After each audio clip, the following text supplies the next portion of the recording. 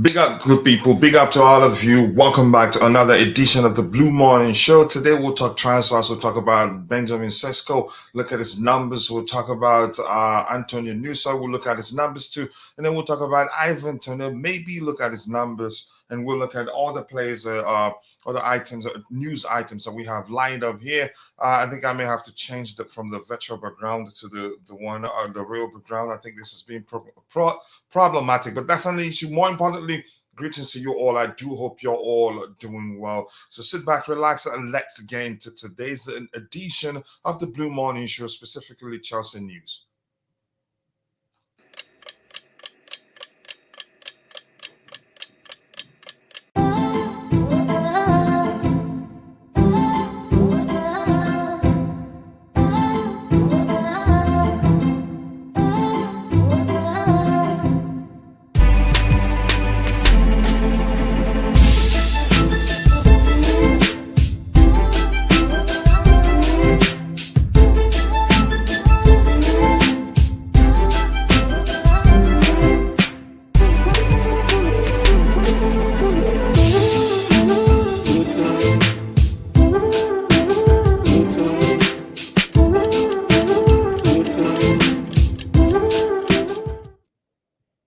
Yes, people, once more, good morning to you all, good afternoon, and good evening. I wholeheartedly offer whatever suits your time zone.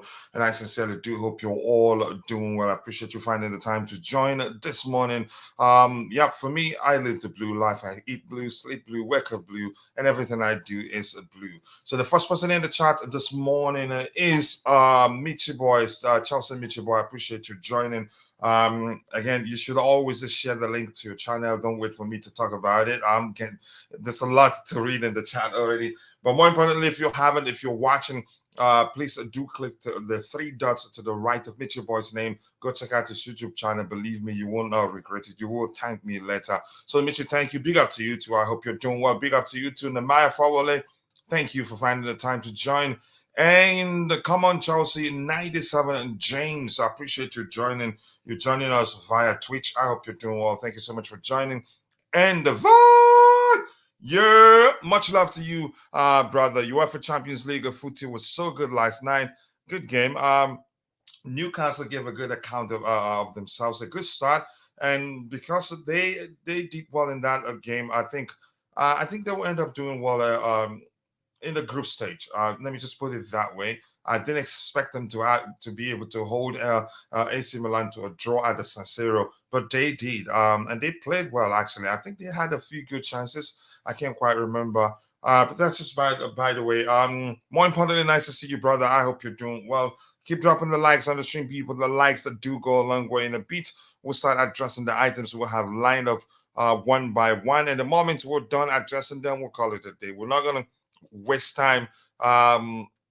We're not going to waste time you can say we're not going to waste time and just you can say try to wing it without no you can say topics without topics to discuss. It can be very, very boring. Believe me, I've been there, and I don't want that to be the case.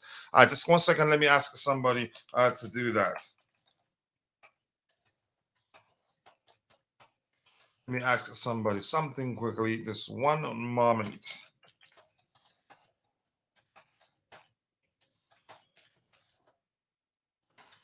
All right, let's get into it. Let's start addressing the items we'll have lined up in the moment. We're done with them. We'll just move on. And the first item, it is nothing new. It's been, you can say, it's been around for a while. We've been talking about it for a while now, but it doesn't look like it's going away. How serious we are, I honestly do not know, but we just have to talk about it because, yeah, it's still out there. This says that Chelsea are well informed on the situation of Ivan Toney and have asked for information. The player wants to leave Brentford in 2024, but here's where the problem lies. And I think I've talked about this before during one of the Blue Morning shows. He says, this is still quoting Fabrizio Romano there. It says when Ivan Toney was on the Diary of a CEO, the Diary of a CEO podcast, he said he's a Liverpool fan. Yep, correct. Correct me if I'm wrong. I think I've said that before also. He's a Liverpool fan and likes Arsenal. etc. Fabrizio Romano also said Arsenal are informed on him. Do you think he would actually join us currently? Um, Here's the thing. Do I think he would join us? I think maybe. It all comes down to whether his first choices, whether they're interested in signing him, first and second choice. Let's just go. If we're going by the statement, you could say Liverpool, or his first again. Liverpool is his first choice, Arsenal second choice, and then the rest. Which means if he'd only come to us if one of those two teams mentioned in this particular comment. You can say in this X post, if any of the two teams are interested, if both teams are interested, then maybe he'd come to us. That's according to this, my interpretation of what I'm reading there on the screen. Do I want us to sign him? It's not up to me. Left for me, I'd say I'd rather we go for Dusan Vlahovic. I think I don't know why people like Toney. To me, it's a risk. And we've talked about that at length here on this particular show, where Bobby, I think it was Bobby who mentioned, given his age, the risk of gambling will still be there because he'll be preparing for retirement. I'm not sure how else to see it. But let's see what happens. It hasn't happened at this point. All rumors at this point. And the Maya forward, I appreciate you. Said, how is Sesko linked to Chelsea? Pay attention when we talk about him, then you'd know whether he's linked with the move to Chelsea, or whether it's just whether it's just all rumors at this time. It's up to you to Santiago Munoz. I hope you're doing well. Big up Michi, let's say. Who is Nusa? He plays for Club Bruges. I think he's what's his country again? I think he's from the same country as Martin Odegaard. I can't quite remember. He's not a player I know that much. Big up everyone. I am at work, Martin. Oh, always nice to see you, and I totally understand. Bills don't pay themselves, but I appreciate you finding the time to join, even in the chat. That's good enough for us. And let's see. Big up, Coach, a Contender FC. Brianni Ayu, aka 343 Dilemma, aka Jackson FC, aka Contender FC. I think I'm missing one. But let's see. More importantly, nice to see you, brother. I hope you're doing well. And Abata Izuchuku Mafiwa, I appreciate you joining. I want Chelsea to be more serious on Antonio Nusa first. Yeah, we don't have too many wingers. I think we lack numbers in that department. I think we are going to be looking at wingers. But Nusa for me is still a bit raw. Honestly, he's still too raw. Actually, not even a bit raw in my opinion, from what I've seen. Even though clips of the videos you see on YouTube, they only show you the best of that particular player. In this case, you can still see even from the clips that he's still a very raw talent. But yeah, that's the sort of players we're buying these days. And Nkunku to be back in November. I saw on the road. Yeah, here's the thing. Nkunku, he will be out at least until November. For him to be ready to be part of the squad, to get to be selected to play in a game, probably around December. Honestly, given how Mauricio Pochettino operates. Note: Arsenal and United are FFP limited until they make a significant sales. I see that. So probably if it's going to be expensive, but I don't think we'll pay anything close to 60, 70 million pounds for Ivan Toney, honestly. And the fact that he's been out for a while, given the suspension, doesn't really help. I don't think we'll be willing to pay that much for him. But that's just my opinion anyway. Yeah, in the gym, I did make a YouTube short video on that. 70 million for Toney will not be possible for them. Yeah, I don't think they'd be willing to pay that much money for a player at his age. I've never been this worried for this team upcoming matches. Here's the thing. Let me tell you something. And remember, I said this. You see these games that people are actually concerned that we're going to get battered, that we're going to lose all of them, or they don't see how we can win any of those games. Those are games that Coachella, actually, I'm confident that we're going to get some wins from those and maybe not lose a single one out of those. Honestly, if you remember during the post pre-game shows or match previews for the previous games that people were saying we're going to batter them 8-0, we'll beat them 3-0, 4-0. I did say something to the effect of I'm not too sure how we're going to perform against these teams because I haven't seen anything that tells me or that shows me that we've actually learned to excel against low teams that defend deep. I'm not too concerned about those big name teams. No, it's been like that for about 2, 3 years now. Just to help you to understand the situation really well, if I say Charity FC is well and truly in existence, yeah, then that should let you know that against the big boys, I think would do well. Against the low blocks team, mid table or bottom table teams, that's the only time we'd struggle. If you understand what I mean there. But let's see what happens. Keep dropping the likes on the stream, people. The likes do go along. We appreciate you all finding the time to join the show. And then the likes do go along. With 11 likes right now. We should try and get it to 100 likes today as soon as possible. This says that this was evident in Amrabat and Raya deals. It took them time. Did they? Didn't they? They missed out on both. Didn't they sign Amrabat? Or am I mixing something up here? Toney only worth 40 million. I don't think we should pay anything beyond that, actually. Antonio Nusa is a baller. I used to watch him. I used to because of him watch. Okay, used to watch Norway because of him. Norway games because of him. And I you strongly believe he will bench Modric once at Chelsea sign him. Wow. Okay, I want to see that happen. Let's see that happen. Again, yes, to me, from what I've seen, and I'm going to say that again, he looks raw for me, really, really raw in my opinion. But let's see, and let's see what else we have here. Mudrik got to step up before this news thing happens. Happened then. You're serious? If not, it's the end of him, right? I don't think so. I don't think so. But here's the thing: before I conclude whether a player should be concerned about the club signing a certain player, I usually like to have a good understanding of how they differ, how they operate on the pitch, to see whether one will be a threat to the other, whether we need them both. And the truth remains, we need numbers in that department actually. So yeah, maybe they rotate and Modric will come good.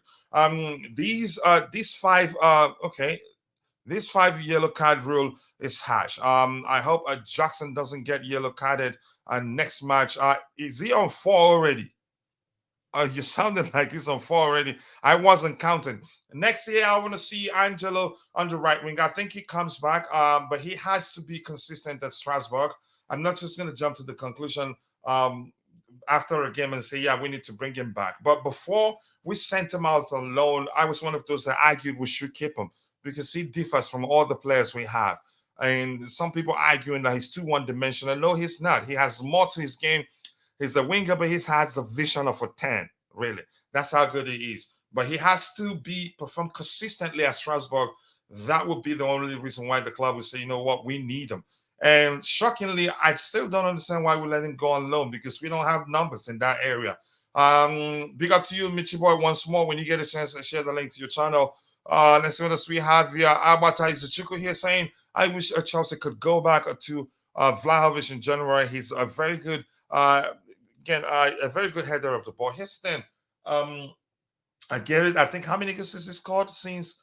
I'm not too sure. He scored a goal the other day, and Chelsea fans were like raving about the goal he scored on Twitter. Do I think he's a good player? He's a good player. But if for some reason that we do not know, the club don't want to sign him, I'm all for it. I've come to terms, yeah, this is a project, and yeah, they're willing to take the long route and you can build a team, a sustainable team that would dominate for a while, and that takes time, and that's not something we Chelsea fans are used to. But I've come to terms that whatever I think or however toxic the fan base becomes, it doesn't change them. These guys are billionaires, and I'm quite sure yeah, they became billionaires by being patient and having a long-term plan in place, and they're trying to apply that to the you can say to the way they run the club, and it will yield good results, but it will take time. But I still think we'll do well this season. How well? I'm not going to go to the extent of telling you how well I think we'll do. I've always said that, and I'm not going to change that. But that's by the way. We'll move on to still again. We're still talking about yeah. what's his name, Ivan Toney, mentioned who mentioned during an interview that yeah, he is a Liverpool fan and also he likes Arsenal. So which means before he'd come to us, which means the possibility of the two teams on this mentioned on the screen signing him will not be there. Just give me a second here. I'll be back. Keep dropping the likes on the stream, people. The likes do go a long way. We have just 13 likes. We should be doing way better than that. But I appreciate you all. Let's see. All right, it looks like we're going to introduce one or two new panelists today. Let's see that happen. The more panelists we have, the better. Maybe I can, from that, from the list of panelists we have right now, pick a few to join us on the other channel that will go along with. So let's see. I want to see Broya. I want to see him too. Hopefully, he comes back the same because usually when players stay out of the team for a long time, stay out of the team long term with an injury, they hardly come back the same. I hope that's not the case for him. I want him to come back the same because he's a fine player. And the truth remains, he's Mauricio Pochettino's typical type of number nine, capable of playing across all the attacking area on the left, on the right, and centrally. And he's an intelligent player too. I hope he comes back the same. Let's see what's the second part of yeah, we just won something different. Yeah, some competition because sometimes some competition, any competition to any measure, can you can say can make someone do better. Maybe if we have Broya available by the time Jackson drops to the bench on two occasions, then yeah, he'd look himself on the mirror. In the mirror, and you could do some self-reflection and find a way to become even better. So we need him. And the kid is good. Hopefully he comes back the same. That's just my prayer. Don't rush Broya. I think he's ready now. He's been training with the first team for a while, so I'm not too concerned about the question of whether we're rushing him back or not. No, I think he's probably ready now. In my opinion, maybe he comes and gets just a few minutes and not. I'm not too sure. Let's see what the club does. This says it says here Santiago. Okay, okay. No, Santiago, he's an excellent. He has excellent football knowledge. Doesn't speak it out. He doesn't speak out of his wazoo. And here's the thing.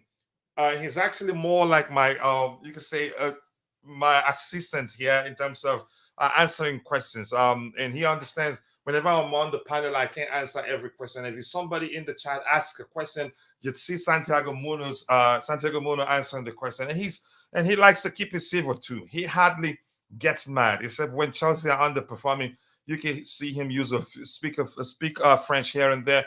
Smash the like button, people, and also do again subscribe to the channel if you haven't. Hopefully, we'll get to 17,100 soon. We're still at 17,087. We're getting closer and closer to that number. I hope that happens. We get to 18,000 soon. Yep. Let's see what else we have here. Smash the like button, people, and also do subscribe to the channel if you haven't. So Ivan Toney, he's a fine striker, but I do have my concerns.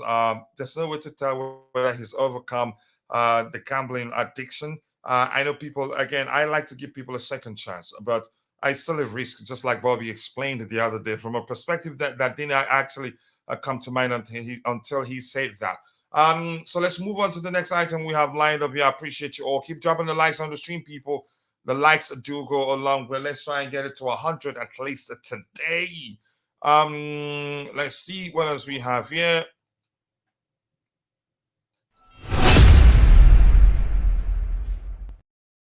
Right, let's talk about Antonio Nusa. If you are in the chat and you know him, if you feel like you know him well enough, I want to see your argument as to why you think Chelsea should sign him. And who was that talked about he should up his game, otherwise Mudryk should up his game, otherwise if Chelsea signs Nusa, then that's it for Mudryk. And this says Antonio Nusa, Chelsea tried to approach Club Bruges in the final 48 hours of the summer window for Nusa, but the player didn't want to move. Oh, so if he wanted to move, so we could have signed him by now. Nusa wanted to stay and focus on Bruges. For sure, Chelsea will keep following him, but I am told there are 4 or 5 clubs in the race. It's absolutely open.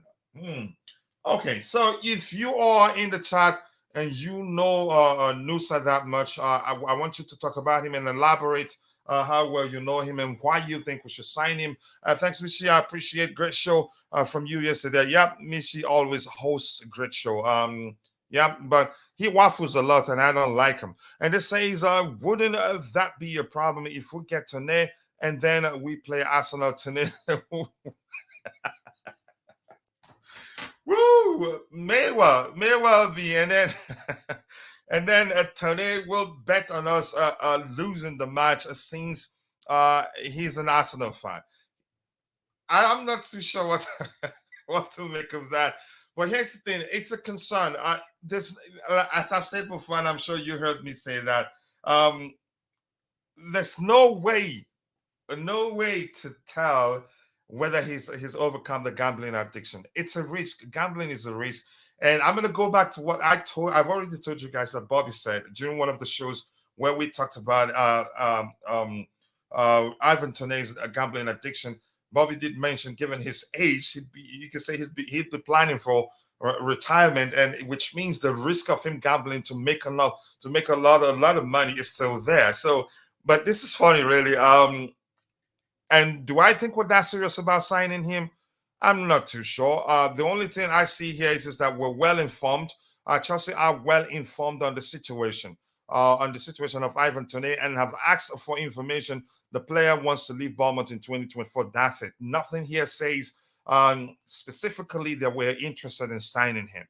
And that's Chelsea Dodgers here quoting Fabrizio Romano. So let's see what happens here. When Ivan Toney, again, we've talked about that one too. So we're talking about Nusa now. So if you know Antonio Nusa, talk about him. Let's see your argument as to why you think Chelsea should sign him. For me, from what I've seen, even though I'm going to repeat myself again, the clip I looked at, usually from clips, you could say clips show you the best of the player. Even from his best, you could still see that he's very young. Maybe the person that produced the clip didn't just clip out areas that show that he's still a raw talent, not polished. And I would rather us go for polished, more polished players. Not I don't mind the age of the player. Then again, who am I? The owners will always do what they want. Let's see what else we have here. Keep dropping the likes on the stream, people. The likes do go a long way. I think I have my bro Bice, my fellow Nevadan. I don't know how to pray, I don't know what language to use, but welcome on the panel here. Bice, is that you? Yes, sir. Well, thanks for having me, man. Thanks for having me. Importantly, I appreciate you finding the time to join. It's been a while. You've been part of the group for a while now, but you decided to join us today. So thank you. So I'm going to go back a bit to the first item we discussed to get you up to par. We talked about Ivan Toney. What you make of the rumors linking us with a move for him in January, but nothing says specifically here that we're interested in signing him. This just says that we're well informed on the situation of Ivan Toney and have asked for information. The player wants to leave Brentford in 2024. And this particular report here reports that Ivan Toney is a Liverpool fan. He did say that himself, and he likes Arsenal, which means for us to get a chance to sign him, these two clubs must not be interested, in my opinion. But what do you make of that? Uh, me personally, I love the side and I love the player. I think he's a top player. Mm-hmm. I think last season, especially, he proved that he was one of the best players outside of the top six teams Mm-hmm. and one of the up and coming strikers in the Premier League. Um, for me personally, I don't mind us monitoring him because let's be real, up front in that nine position, we're very, very, very lacking. His link up play is very good. His number nine play, his hold up play, movement on and off the ball is elite. Mm-hmm. Uh, I just feel like there's something there. I don't think he goes to Liverpool personally. That Darwin Nunes experiment that they want to try, I feel like they're seeing fruits of it now. Buying Ivan Toney will only, make things look bad on that front. Mm-hmm. Arsenal, he probably has a chance there because, Jesus injuries and Ketia is not really good enough. But I think when you look at all the people around us, Chelsea is where he's gonna get more than likely the most game time. So I have no problem with him as a player. I think we should be all over that signing. Probably secure it in January as well. How does he differ from Jackson? Um, End product. I would say end product. An Really? So you intention to think he's a score. better finisher? Yes, I Hmm. think he's proven he's a better finisher. Um, it's Jackson's overall footballing IQ is elite. Both of them are two top footballing IQ. But when we're talking about intention in the box, I think that Ivan Toney just edges it. I think that his intention in the box is to score first, then do everything else after. Nicholas Jackson, the touches he's taking in the box, some of them is unnecessary and wasted movement, wasted touches. I feel like when Ivan Toney is in the box, there's only one thing he's looking to do: shoot or get the rebound. And I feel like intent to score is where he beats out Jackson in that starting position for me. Hmm. Yeah, I don't know him that much, honestly. If you had you asked me the question, I didn't know his play that he's that good in terms of his link up play, and you did mention that his link up play is very good. I didn't know that, honestly. I used to see, you could say, probably because I haven't paid attention that much to him. I used to see him as a stereotypical number 9. I didn't know he has more to his game, probably because I wasn't paying attention. But that's, by the way, let me have you talk about this. This is my friend here, Rafael, saying that we already have wingers. We don't need a Nusa. In my opinion, I'd say we lack numbers in that department. What do you think? Do you think we need Nusa, or do you think we have enough numbers? Like the comment on the screen says, if you're there. If not, let me know when you're ready to speak. I'd like you to answer that one. Okay, yeah, there you go. Do you think we need Nusa, or do you think we have enough numbers in that department? I think we have more than enough numbers. I just think that it's the Really? quality. It's the quality. It's not the We don't numbers. have It's the enough quality, quality. We have numbers, and but that's not where I enough worry. quality. Yeah, that's where I'm worried because Mm, if we look at it, Modric, Sterling, Moreira, Angelo, Nani Madueke, mhm. uh, we have other wingers as well. I don't. I So you're just counting you're counting those on loan.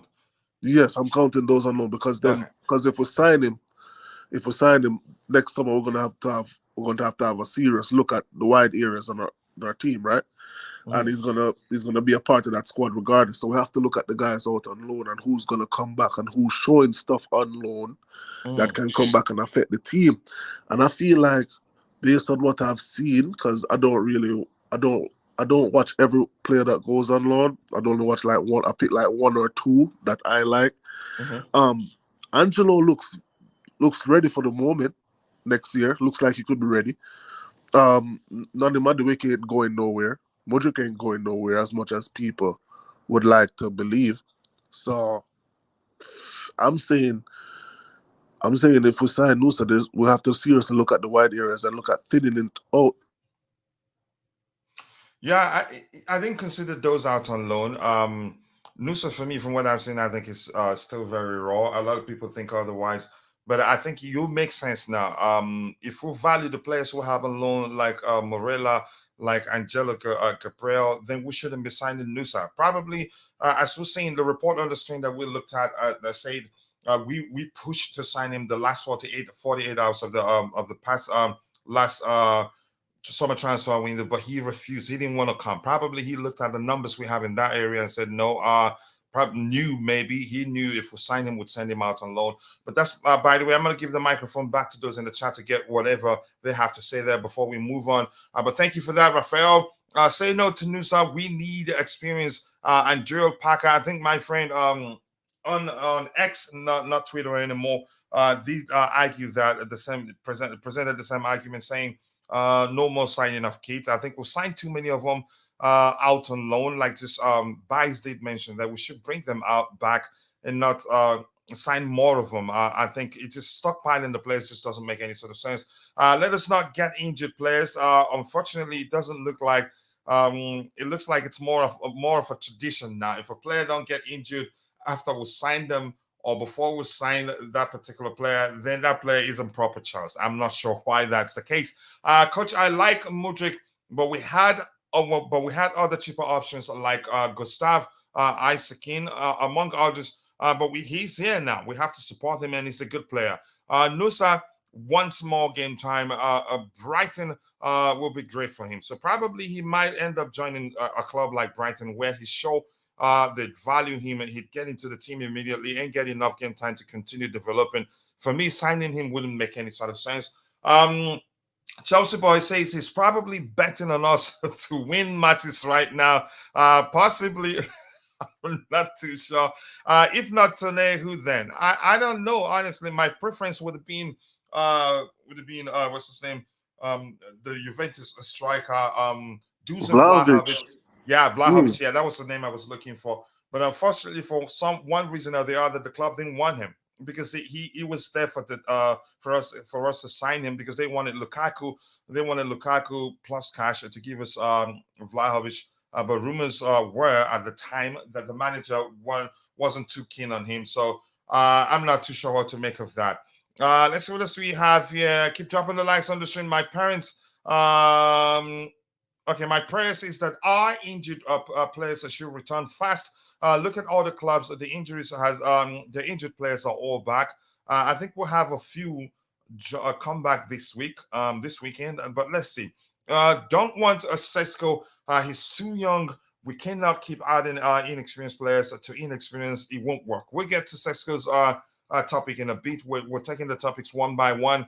We buy and this is a set multimedia saying we buy players performing in other teams, but as soon as they arrive Chelsea, they become mid players. Doesn't it boil down to coaching? No. I think it's you could say it's lack of stability. Switching from one manager to the other, switching from one I system to the disagree. other. Sorry. I actually disagree with you Yeah, there. go ahead. Go ahead. Let's hear you. I believe it's coaching. And Really? and not just coaching, but I look at the board because what system do we play? We can't just keep buying Mhm. players and we see them performing in certain systems and then we just assume that they can just come and you just slot them in and they continue to replicate form. You have to look at how they were succeeding in the other teams and the system that team plays. When it comes to Chelsea, one thing we can't deny that we have is talent. We have talent. We have guys Yep, that the talent understand the is game there. at a Yeah. high level. However, when it comes to coaching, and this is where I'll challenge your view, is that I never saw Levi Colwill play a minute of football at left back this summer in preseason. Mhm. Yet the Premier League starts and he's almost exclusively playing left back. I'm looking at Ben Chilwell playing minutes at left back preseason. Now he's playing left winger during the season. What kind of coaching is that? That's ass backwards. Forgive my language. But Mhm. it's one of those things where you have to look at the coaching because the thing about young players is instructions. Uh, instructions matter more with young players than you might think. They matter more when you have a squad that's relatively young. Instructions are and coaching is a key aspect in team performance. And I Mhm. feel like where we lack is that we do everything in reverse. We are playing players out of position for the past couple of years, but I want to talk about this season especially. You can't go the entire summer playing a specific system, giving guys instructions in specific areas of the pitch, And and then then switch it come up. and then come in the season and tell me that because Nkunku is down, one player is down, the entire system cannot work the way it was set up this summer. One, we're it's worrying because we're going. It's almost like we're going back to the days where if if Eden Hazard is not on the pitch, the entire formation and system doesn't work. We have to get Wow. out of that and start giving guys instruction. One player should not make an entire system collapse. Missing one player should not make an entire system collapse, and that's why I blame coaching and and scouting, coaching plus scouting as a serious issue as to why these guys don't come and perform. Hmm. I believe coaching is part of it. But I think there are other factors. If we're being truthful to ourselves, we have to consider other factors such as the injuries. But I think we should actually be doing better than we've done so far. I can't believe I'm saying that. The same thing I said 1,000 times on the ground, Potter. But that's, by the way, I think your argument makes a sense. Yeah, young players need a lot of coaching. When you have kids, they need a lot of teaching. The guy knows football. Let's see what else we have here. Seems like the strategy is to sell one academy player and buy one or two young players to replace them for the sake of accounting records. Possibly, I'm not too sure whether I'd say I'd agree with that. That's the case. I don't know. Eugene, nice to see you. I hope you're doing well. I appreciate you joining. The guy Chelsea really needs to replace Jackson. No go already. Wow, some argument right there. But nice to see you. Um, yeah, we cannot just go into the market every time we have a problem. I think not everything, but I get it. Do I think we need another striker? I think yes. Maybe, but that comes down to how well Broya does. But Broya at this point, you have to count him as one of the unknowns, given that he's been out for a while. Coach, I said this before, but young players don't play well at Chelsea because there's not a proper mix of youth and experience. We need experienced players for young players to learn from, to lead them. Let's see, players are not too young, they're not too good. It's simple. That's Eugene's argument. I'm sorry to say it again, coach, but I told you before we signed Mudryk that Leao was the better player. And look, we shouldn't be spending so much money to be developing talents. Here's the thing. I don't know who's getting right now. Here's the thing. Mudryk is a good player. Leao is a good player. Mudryk will come good. For me, if you ask me what has happened to Mudryk at Chelsea, I'll just say we haven't handled his start to life at Chelsea very well.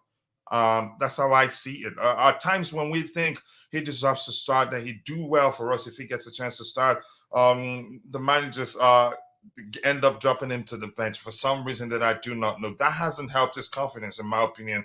But that's just my opinion. I've said that 1,000 times. I'm not going to say Nusa isn't a good player, but our team needs some stability in the coaching area. And before we should look at signing more players, yeah, I think I agree with you. I have to say this is one of the first delicious comments of the day. We have to stabilize the team first. We have to achieve stability first before adding more players. Because if we add more players without stabilizing the team right now, it compounds the issue we're having right now. We have too many new players, and honestly, that's a problem. But thank you for saying that. Let's see what else we have here. Stamford Bridge must be rebuilding of a new atmosphere. Yeah, we have issues in terms of the fan base. Match going fans, to me, I think I've used the term. I've used the term. What's the term I use it to describe them? Legacy. We have legacy fans, for lack of a better term. I think that's an issue. We we need to work on that too. But I wish I'm able to go to games. The beautiful game. Big up, big up, big up to you, to my brother. Much love to you. He says, "Big up, coach, and my fellow Jama brother." That's I Come don't know on. if you know the beautiful game. He's saying hello to you. You know him? Yeah. I've interacted with him a couple of times, man. You Good like guy. him? You like the guy? Yeah, he's I a don't. good guy, man. No, I don't like him at all. He likes to come and attack me here. But big up to you, the beautiful game. Much love, brother. It's all love. I was just joking. He's a good guy. We pay 50 million for Man City, a seventh option in attack. Cole Palmer, who has 21, who is 21. What is not young? Let me see what else we have here. Let's buy Haaland instead. Yeah, good luck. Go give it a shot. Hey, that Cole Palmer Uh, that Cole Palmer signing is probably the worst signing of this transfer window.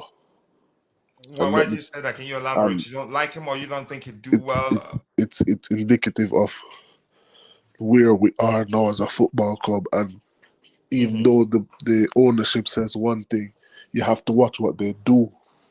£45 million for Cole Palmer is disgusting, especially considering the fact that Cole Palmer is 21, and yet better young and younger players have broken through in that system and managed to be in and around that Manchester City system before him.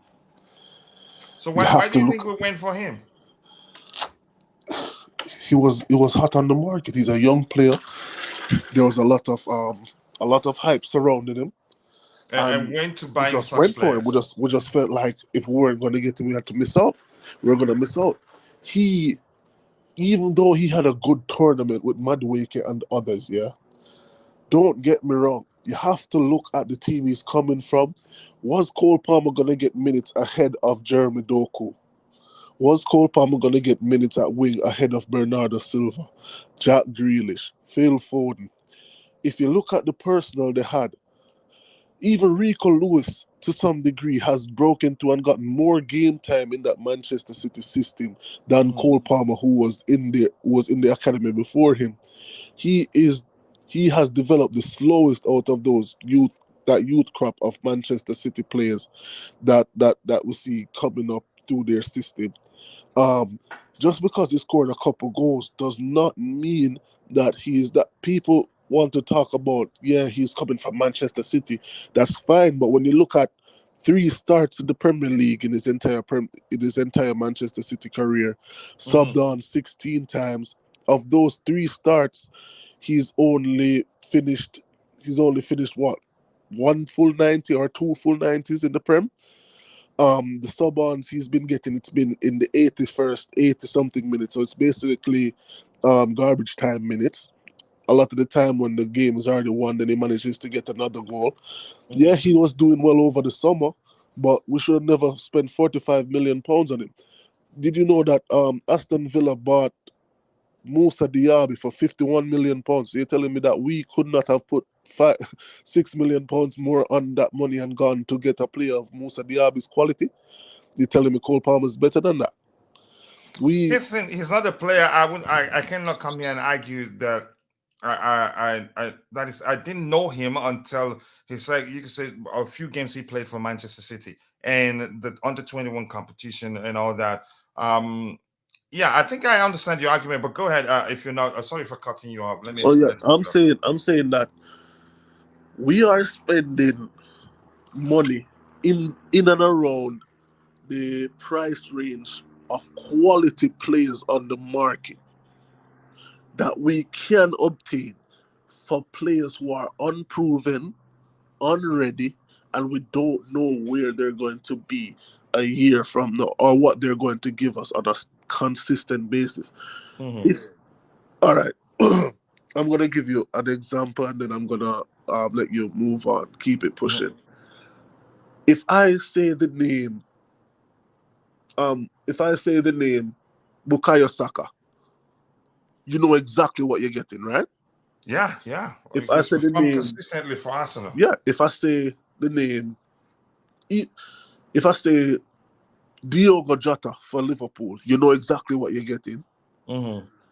If I say the name, even to a lesser degree, if I say the name James Ward-Prowse, you know exactly what you're gonna get. However, Yeah.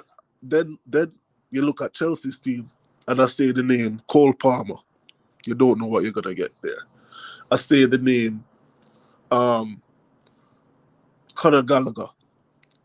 To some degree, you know what you're gonna get, but it's still kind of inconsistent. The thing is, I say Musa Diaby, you know what you're gonna get. Players that's come, let me see, players that's coming to the Prem. I say Harvey Barnes, you know what you're gonna get. I say Sandro Tonali, you know what you're gonna get. We are spending money on players that we don't know their games yet, but we're spending quality prime player money on those type of players. I feel like we're investing poorly.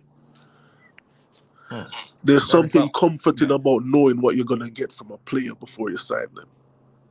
Yeah. Unfortunately, I was one of those that thought, yeah, we have to mix it up with experience. But unfortunately for us, we know the direction the new orders are going, and yeah, it didn't look like it. It didn't look like they're willing to sign any player beyond the age of 25. Yeah. But let's see, coach. Don't forget that I backed KDB since he was at Chelsea, and no one liked him. Not being cocky, but I have a very good eye for talent. I liked him too, but his situation, the reason you can say we're not going to get into why he left Chelsea. Good morning to you too, my bro. A lot of people may so I appreciate you joining. Big up Kachila, how are you? Big up Chat and the Bluetooth again. Big up to you too, JC. Always nice to see you. Let's see what else we have here. I blame Poch for Mudrik's struggles. I don't think it started on the Poch. It started on the ground Porter, then followed by Frank Lampard. And you can say Poch himself, yeah, he's added a fuel to fire. And I don't like from people are saying that he threw him under the bus during his post game presser. I haven't watched that, so I'm not going to go to the extent of believing that's the case because sometimes people will take a simple comment and take it, run with it, and twist it to suit whatever narrative they prefer. But you could blame him to an extent. Mudryk was very sad after the game. It's too much pressure on him. Fans need to put less pressure on him. In terms of the pressure, I don't care if he has the talent. Just let the manager give him more game time. That's all I ask. If you give him game time consistently, I think he will come good. Let's see what else we have here. Keep dropping the likes on the stream, people. Coach Octavian Popescu is much better than Palmer, and he would have cost just 7 million pounds. But like Bice explained when he spoke a few minutes ago, Palmer was the talk of, you could say, talk of the footballing world at the time, and that's our thing. The most talked about player, youth player, we do go for them. Let's see what else we have here. Keep dropping the likes on the stream, people. The likes do go a long way. Casado and Enzo were absolute waste of money. I don't think so. I think they're still come good. That's shocking. That's a shocking take. Yeah. Coach, you know who said remember that. If you knew him, you wouldn't be surprised. Coach, but I think Coach, they would you come remember good. January? Yeah, Remember they haven't January when settled. people were saying that it was Enzo or nothing? Yeah. I don't understand how the turnaround happened so fast. Yeah, Now exactly. all of a sudden it's an issue. Yeah, those players do need time, and I think that they haven't. You could say Enzo probably have settled. Enzo have settled to an extent, but he hasn't played consistently in a particular position. I think Poch is moving him around now, just as he seeks a solution to the current issues we're having. Keep dropping the likes on the stream, people. The likes do go a long way, and I want to take this opportunity quickly to appeal to those of you who are watching, but for some reason or the other, you're not able to participate in the chat. We value you. Because you watching alone does provide a value to the community. But if you can do us one more favor, just take a second to drop a like on the stream. We'd really appreciate that. And nobody will even know you did that. Injuries are forcing solutions. Yep, that's a simple truth. It's forcing the manager to try things here and there to see if he can, if it will work out. Poch is a good coach for developing your youth.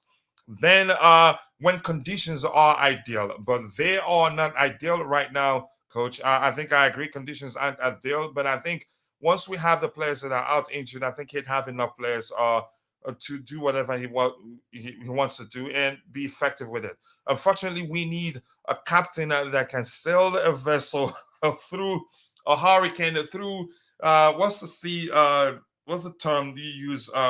Is it called turbulence on the sea? I know the airplane is called turbulence, but on the sea, what's it called again? Should I just use the term waves? Through a hurricane, a Poch is too nice. Wow. The Abbey is better than Madrid and Parma and much better. Wow. That's your argument. I remember you saying that Connie Chukwuemeka will never become a good player, good enough. But so could you agree with me that we need to mix it up? Oh, it's nothing new. That's something we've been preaching here. We've talked about that a billion times here on Chelsea Perspective. But then Constantine Dante will always tell us at the time that it's not going to happen.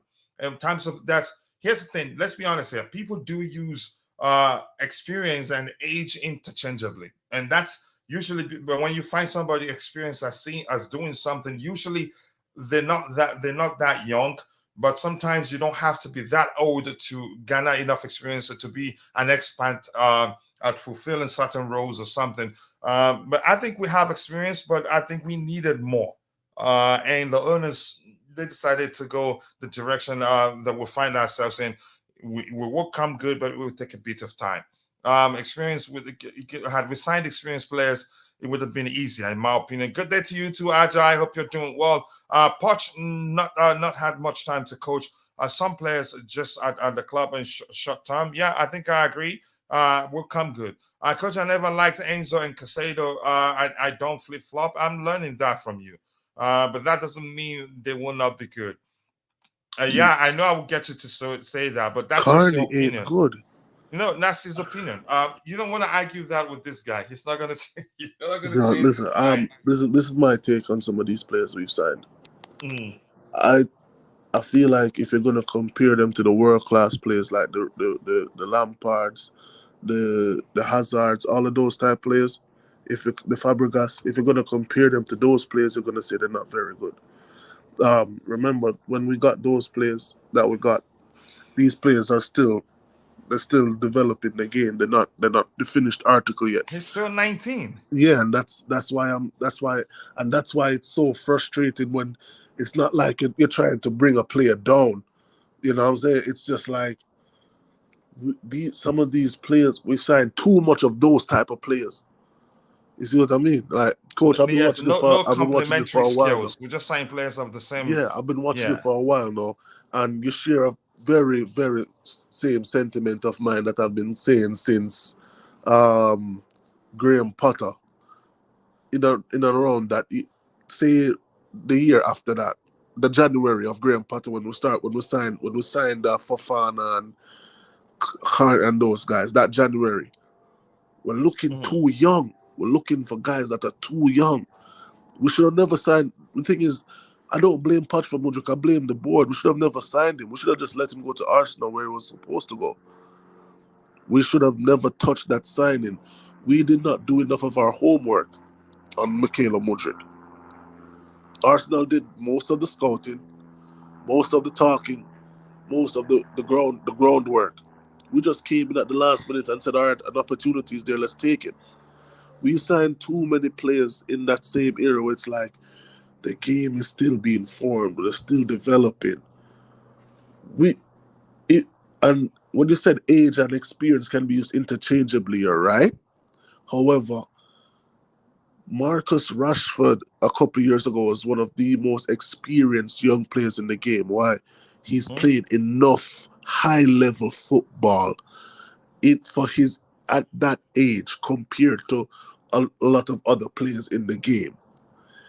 That's a different type of experience. That's why. And let's be clear, that's not you. That's not you saying that Mudryk is a bad player. Yeah, it's not me saying that Mudryk is a bad player. It's just that we signed a player out of an opportunity that completely went against the complete curve of what we were at the time. Then we threw him directly in the fire a week later against Liverpool. Then we threw him again in another game and he didn't look good after months of missing out on football. It's just one of those things where it's unfortunate because he was clearly going somewhere else and we just swooped in and we made a mess of it, and now we have that to deal with because of the price tag people are going to expect him to perform. Do you think he comes good in the future, or do you think he's done in your I believe opinion? he comes good in the future, but I just think that, and it's sad to say, I don't know if that's for us. It's the same thing. It's the same feeling I have with some of these players that were signing now. I feel like when you have a team of mainly kids, and then you're looking to two adults, say Thiago Silva, say Raheem Sterling. Those are probably two of the oldest guys in the team. And Raheem Sterling's 28, about to be 29. So you can't expect just those two guys to lead an entire team of players 21, 22. It's not gonna. At some point, we have to look at older players in certain areas. I don't want to say these players will never come good, but it's at the point where they're so young right now. I don't see a lot of these players at Chelsea 4 or 5 years from now. I just don't. Yep, in the future, but we'll see. You mentioned in the future, so let's see what happens. Yeah, thank you for that. I think had he joined Arsenal, chances are they could have won the league. Really, Now they weren't going to let's start him. see. They were never going to start him. He was a But I backup think, option. yeah, maybe. But he would have added firepower to that team in particular at the time, and they were doing so well at that time. It's true. Coach, I don't use age and experience interchangeably. A lot of people do. How is our squad bad? It's so unbelievable what is this club has become. I don't think our squad is bad. We have issues. And if we're going to talk about issues, we should talk about it. I think we have the talent. And everyone is a very pessimistic according to many characteristics. Chelsea's XG parameters are in the top three. We know that. And that's why you haven't heard me argue we're in trouble or we're in crisis. We're not in crisis. We just need, I think we did read a comment yesterday. Some people are saying I'm too optimistic, especially one of my brothers, the Bluetooth game. But if you look at the numbers and if you watch those games with keen interest, you paid attention to the events of the game proper, you'd know that we're doing everything right. And just like that particular topic or report we read yesterday said, a bit of tweaking in the midfield area. And probably because we have a few of the players we signed to be starters aren't available, so it's difficult to say how the manager's going to tweak it at this time. And then in the attacking area, they're not just putting away the chances. They're making the right runs, getting at the end of the crosses or the chances created, but haven't been clinical. So which means it's just the details, just like that particular report mentioned. So I'm not too concerned. This team is destined for great things, but we must be patient. We must be patient, given how young they are. Yeah, let's see what else we have here. The Blue Breed, and that's my bro button ballers, Max. Max change the name of the channel to the Blue Breed. You have to go check him out.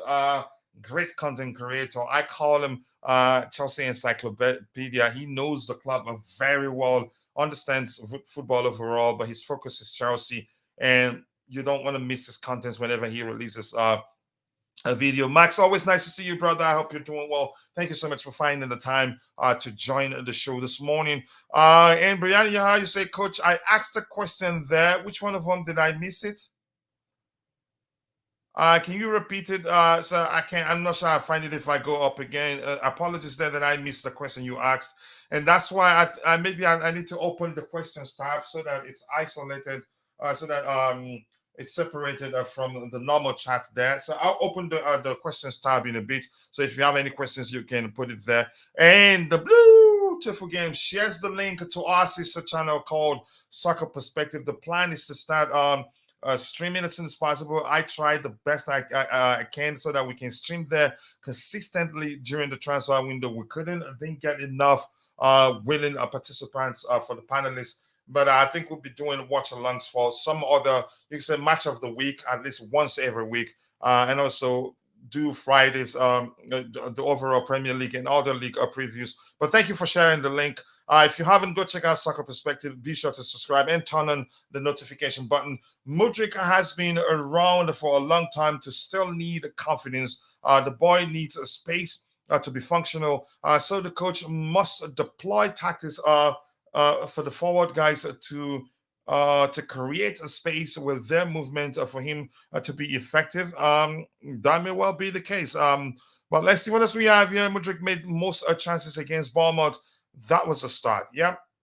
I think he did well against Bournemouth, in my opinion. We just needed to play Chile as in the left back position, Palmer as 10, so we can have MM10, Palmer, Starling behind Jackson. We need more attackers. Yep. I'd argue that. Mudryk was well versus Bournemouth, and he can do even better, but he needs consistent game time. You can say to regain full confidence. Big up to you to Chelsea all the way. I appreciate you finding the time to join. And the Bluetooth again, once again, saying Mudryk would have been elite in a counter-attacking team. Yep, space. That's the language. But unfortunately, we don't play that way anymore. When we defend corners, we literally wait for the opposition to retreat back up on the pitch. I think I've seen that on occasion. We don't make the most of counter-attacking opportunities. I don't know if it is haram to maybe you can say we perceive it as haram to counter teams. I don't know why. That's embarrassing, really. Even City counter, it's not wrong. We keep the ball when we get counter attacking opportunities, we should make the most out of it. Even City, when you come at them, once they get the ball like this, they are on the other side of the pitch. But for us, I don't know. I've asked the question whether it's haram. I I honestly don't think don't. it's haram, man. Remember Jose's Real Madrid? Probably the best counter-attacking team in world football. No, I'm saying maybe maybe we see it as forbidden to do that. You get my point now. But go ahead with what you were saying, Bice. Now, I'm saying, like, people, I have this thing where Chelsea fans feel like they deserve champagne football. And I'm trying to look back in our history and see You when should have we just ever call it played. champagne football. Yeah, when have we ever played champagne football? When have we ever played that tiki taka yada yada yada fluid? Listen, We haven't had Chelsea, you could we've say a never stable played that. identity for how many years now? Remember, Chelsea was what, one loss from going invincible. I don't think that was champagne football being played. I think that was good, solid defensive football. However, we were winning games, and that's the Hmm. difference. You see, when guys like to make excuses, but one thing, when you're winning, no one complains. You see what Hmm. I mean? No one complains when you're winning. Yeah, it doesn't Um, matter how you win. if we were playing defensively but still managing to win games, 1, 2, or even 3 goals a game, no one would complain and say, "Oh, haram football, yada yada yada." People just like to complain when it's not looking like how. If it doesn't look like Manchester City looks or something, they think it's bad football. I don't think that's the case. Then that's what I'm saying. I'm saying it's not. My point is, it's not bad football. It just looks like we're a bit reluctant to do it. As if we do it, it's forbidden that Chelsea. If Chelsea does it, I just don't Yeah, know. we've become a Yeah, we've become a organization that's or a team that's too focused on fan reactions now. that may well be the case. Honestly, I say that may well be the case. And yesterday, okay, question. Okay, since Eugene says that Poch is the man up for this club, I guess we can trust him, right? Yeah, we should, and I think he's the right man for the job. He has a good track record, just like the Bluetooth again. He's mentioned in the chat already in terms of nurturing young players. But one thing I'm not seeing from the fan base is the patience we need, the time. I don't think they're willing to give him the time he needs to do to get the job done properly. I think he will. I think the team will eventually come good. If we Here's the thing: had we signed signed some experienced players and mixed it up uh, here and there, more experienced players, because we do have experience. Forget their ages. Casade's experience, Moses Casade's experience, even Lavia at this age is experienced too. But had we mixed it up even more with more experienced players in some certain departments on the pitch, maybe we'd start seeing results immediately. But still, one thing is certain: we're literally playing with you can say, an entirely new team, which means you still see disjointed displays here and there. And that's why you see some mix up in the midfield area. Sometimes you see a bit of confusion when we're playing. So I don't know why we think everything is just going to be perfect right now. No, even if we sign and let's say players above 25 that's played, garnered like 1,000, up to 200, 300 games in whatever leagues that they've been playing before we signed them. As long as we're signing as many players we've signed, there still be issues because some players need time to gel. But it be a bit less because you have more experienced players, and more experienced players adapt to new strategies or maybe tactics easily than the younger players do. Yeah, I think we should give him time. So I agree with you. Pochettino wanted a squad of 22 to 23 players, and I said at the time we need at least 25 players based on our history of injuries. Now he's complaining about too many injuries. It just doesn't make sense, really. That left overlap is clearly non-existent with Colwell.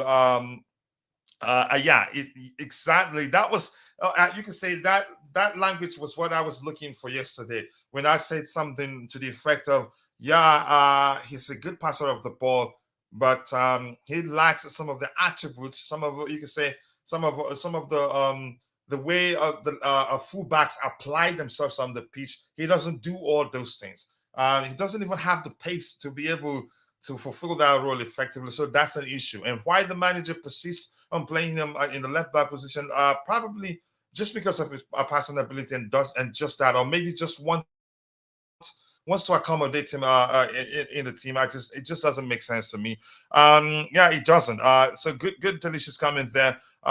Some people give excuses for Mudryk, and I get that, but same people slander other players when they don't play well. I don't see excuses for Kukurea. I'm not sure what to respond, how to respond to that one, but yeah, I get your point there. We're still talking about the transfers. What if we get relegated to the championship? Do I think that will happen? I'd say no, confidently, honestly. Coach, I only have patience for talented players like Mudryk, Jackson, Gallagher, Ian Matson, among others, but not for horrendous players like Casado and Enzo. Wow, that's some contrast from what a lot of people would argue. I knew when Poch told the board that he needs experienced players, but they wouldn't listen. How do you know he told them and they wouldn't listen? Then why do we hear? Why are we hearing that Poch was the one that said no to Vlahovic? Vlahovic is experienced. I get it. He's just 23, but he's garnered enough experience. But they wouldn't listen. Having managed Tottenham and PSG, and you want him to come and manage academy players? Wow. Some argument. I'm sure he was briefed properly on the project before he accepted to become Chelsea manager. In my opinion, we've always had ultra fast wingers on the counter, from Dolph and Robin to Hazard, Willian and Pedro. Wow, you're gonna make me cry now. We've never been a club that likes to dwell on the ball. Even Fabregas took one touch and released the ball. So here's the thing. Then it comes down to the demands of the manager. The manager can coach the team to start releasing the ball quicker than they've done of late, and that will make a whole lot of difference, in my opinion. Silva needs a rest, but we cannot play co with this. I see Silva right now, as long as he's fit, I think he plays. That's just my opinion.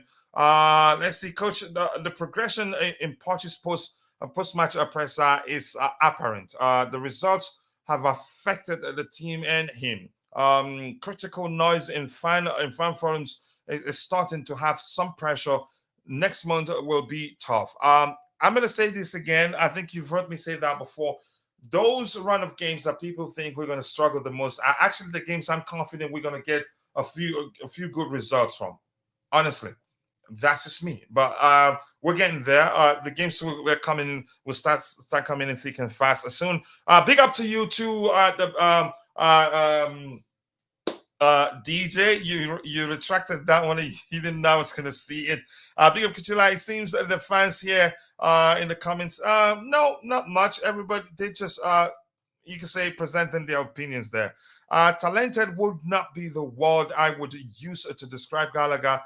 If I used the correct word, Nightbot would ban me. No, I will ban you because you know I don't like you. Oh yeah, coach. Have you watched a football meta-analysis on our play? He compared it with City. Our attack is kinda winging and forcing it, but we don't have, you can say, the right personnel to help us. You can say be playing effectively. Coach Poch makes no sense. He said we need experience, and then signs only young players. I'm not sure what to make of that. Like I said. Yeah, coach, that's my biggest criticism, and that's one of the reasons why I don't really feel sorry. Yeah, go ahead. Let's hear you. I don't feel sorry for Poch as much as some people do, because he's had opportunity to sign, even if it's under a certain age. He's had opportunity to sign top quality players, but yet he's chosen to steer away from that and yet approve the signing of all these young guys. Like, honestly, you know what point you made now? He approved the signing. Yeah, of the player. Because they came to him and said, would you like this guy? He accepted them. I'm saying, before he came, we already knew. He didn't want to draw Felix. I don't want him. He's not, you know what I mean? He's not going to be, we shouldn't even look towards that. Now, Nkunku's down, who do you think would have been in Nkunku's position to keep the system rolling? Joao Felix. He didn't want to sign Vlahovic at the time. He had his reservations. Now But look, in the case of João Felix, there's no way to tell whether he was the one that refused signing João Felix. To me, I think no, we didn't it keep was João stated Felix before he probably got here, because we coach. couldn't afford him. It was stated before he got here. Poch does not want Poch will not include Joao Felix in his team. He does not want him. It was stated Pochettino didn't want Joao Felix. So I don't feel sorry for him because he's had opportunities to sign other players. We were on that Caicedo deal way, way, way too long. We should have pivoted and we could have gotten two players for the price of that one Caicedo deal. When Liverpool bid that money and we went over to get Lavia instead, right? I'm saying, okay, no, we use what's left and see if we can grab another player, midfielder type player, another 10, because that's what we needed. That's what we needed. We had enough wingers at the time. We needed another attacking, creative midfielder that can play high up the pitch because the idea was always to play a double pivot. We knew it was going to be 4-2-3-1. That's Poch's thing. Enzo beside another defensive midfield, a defensive-minded midfielder and an attacking player in the 10 that can back up Nkunku. Why are we now signing all these wing archer type players, left-footed right wingers? We're signing so many different guys playing fullbacks out of position. Ian Matson still hasn't played a minute at left back for Chelsea. Like, it's since the Premier League season has started, and it's worrying. I don't feel sorry for a manager who turns down quality, opts to sign youth, and then he complains because you're digging your own grave. You see what I mean? You can't make these decisions, and then I'm supposed to come around and just be understanding when things go wrong. No, you had the opportunity. If it would have been different if he came in after the window closed like Potter did. He was here since July. So that's just my opinion. All Like, right, let's see. it's just one of those tricky ones. You want to be understanding, but at the same time, when managers make certain decisions, they have to back it. All right, let's see what we have here. John Webb says, Coach, good morning to you too. Can you explain to me why Stalin always slows the game down when he is in a position to attack down the flank? Is he lazy? What about signing? I wouldn't call him. I think you can say he's one of our best players this season so far. He has the experience. I think he can do better. But my only concern is that he hasn't been consistent enough, and hopefully that changes. I do believe even these injuries depend. This injury depleted team has the tools to get result at top level, but with that happen is there to be seen unusual youth issues. Okay. One day down and out, another day top of the world. I think it will come good. It will take time. I've always said that.